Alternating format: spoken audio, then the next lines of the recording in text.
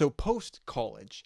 So you've been post college, around 3 years, roughly 3 years or so now. Hmm. What has what has that been like so far, and what were your immediate thoughts? Let's just say the first 3 months out of college. What were you looking for? What were you trying? Were you um I guess I'm guessing you were maybe applying to things or like looking for work or whatever, but you were also trying to figure out, what to do afterwards and then what you wanted to do afterwards.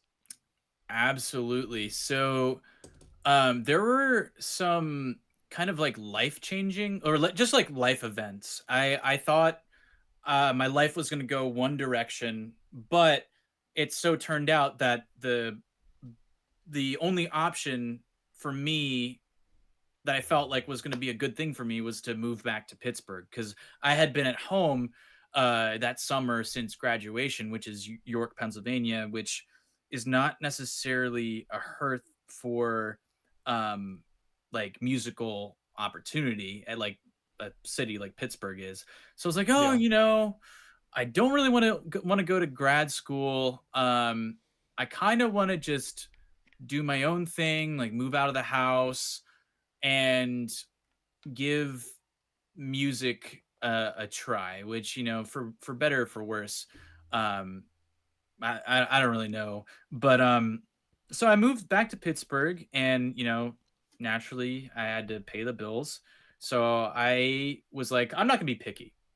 I'm going to maybe like work at a restaurant or I actually ended up being a barista at which that was a funny story. I walked back onto Carnegie Mellon's campus and I went to the library and I saw that there was a new cafe being built and I was Oh like, wow, "Oh, yeah. interesting." And I was talking to the girl behind the counter and she was super nice and I was like, "Oh, you guys applying?" She's like, "Yeah, yeah, just send an email to so and so." And without any coffee experience, I was hired. I worked there for like 6 months. I lived with some of my best friends who were still in school at the time. So it kind of felt like I was sort of in school because like I was seeing a lot of people who were still at Carnegie Mellon in the School of Music, even though I was like in career mode. Like I was working. Oh yeah. Um, Yeah. and then the barista thing, as fun as it was for like 6 months, I was like, I feel super physically drained after working like 40 hours a week on my feet. Like this is just not a good match for me. Like I'm trying to do all this like music stuff like recording, playing gigs, and the film scoring thing as well, and social media. Like I just can't balance that without having any energy. Like I was falling asleep like after my shifts at work because I was just like so physically drained. So I was like, this Yeah. has to change. This is Yeah. not a good balance. And then I applied for temporary employment at CMU and I landed a job in enrollment services where it's kind of like customer service, where families and students call if they have like a financial billing registrar question, and that's where I am today. I was able to start a career in like enrollment services, and I'm very grateful for that opportunity because I get to help people throughout the day, and then when I'm not at work, I get to do the music thing, and like there's I don't have to worry about money as much, and like I don't have to put all this pressure in like, oh, I can only take like paid music gigs or whatever. But fresh out of school, I was kind of like, man, I'm just gonna kind of do what being a musician seems to be, which after a few years, after some soul searching, was not the answer for me specifically. But I was like, oh, what do musicians do after they graduate? Huh. They post on social media. They go play gigs. So you get paid to play at weddings. Or they teach or whatnot, or which I was doing a little bit of that. Like I would be playing jazz gigs with my friends, and I would be playing violin and saxophone at weddings. And it was a couple years of that, and I realized recently that it's like you don't have to just do things because that's what other musicians do, which is like that may be obvious to some, but in practice, it's not what I was doing. I do love performing to a certain extent, but I don't know if like making money through music is necessarily the end goal for me, especially performing, because there's money in it, but it's not like, I don't think I'd be able to survive off of performing alone. So again, and it's also why I have a 9 to 5 is, so I don't have to worry about, only taking things that are paid or really stressing. Yeah. And there's some people who do that, and it's a hustle and it's a grind, and I really admire how they can put everything into music and make it into an income. But that's not that's not for me. But through relationships I've made at Carnegie Mellon, and also like even just like finding film scoring gigs in itself is a hustle. Like I'm active in the film scoring subreddit, which I've been able to have like beautiful opportunities with working with students who study in the UK.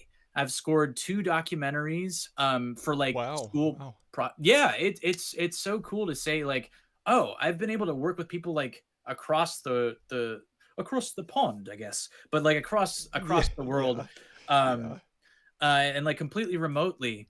And doing one of those led me to another, which it was like the same class, but I did the students were like, oh, we really liked working with Sherman Plays. You should reach out to him, and so I was able to score a second documentary that way.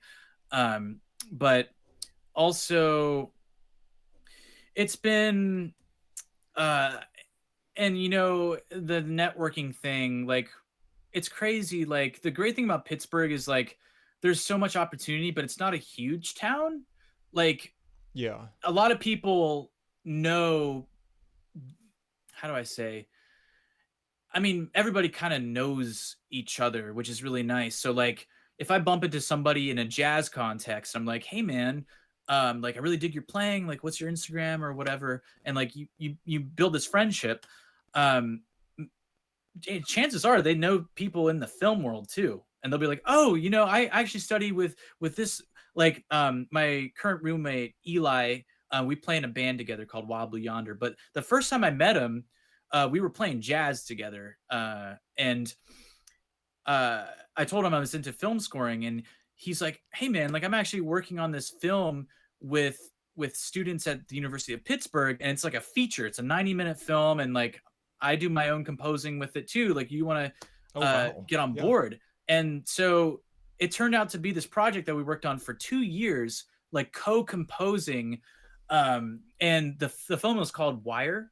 It's by I think it's by 7 to 8 Productions, and Wow. it should Wow. be, if you want to keep in touch with the film, I'll plug it. It's at Wire Film 2026. I'm Yeah, hoping definitely. the premiere is early 2026, but um I had never scored a feature film. Like it was an immense project, but so rewarding. I mean, I joke with Eli. I think we learned a lot more of what not to do than versus like what to do. But like, Yeah. how else Mhm. are you going to learn those Mhm. skills when without working on a 90-minute project?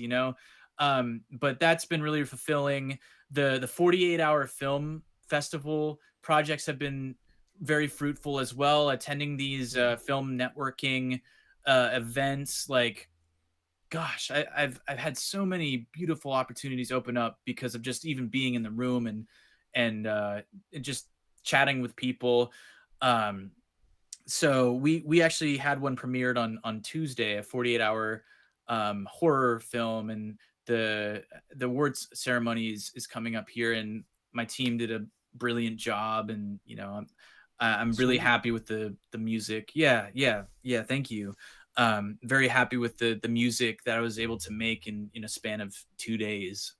But yeah, so it's been a lot of like figuring out like how do I really want to be spending my time, and a lot of that has been, social media, but also like I really want to dial back on performing and really focus on the film scoring aspect, which has been a recent development.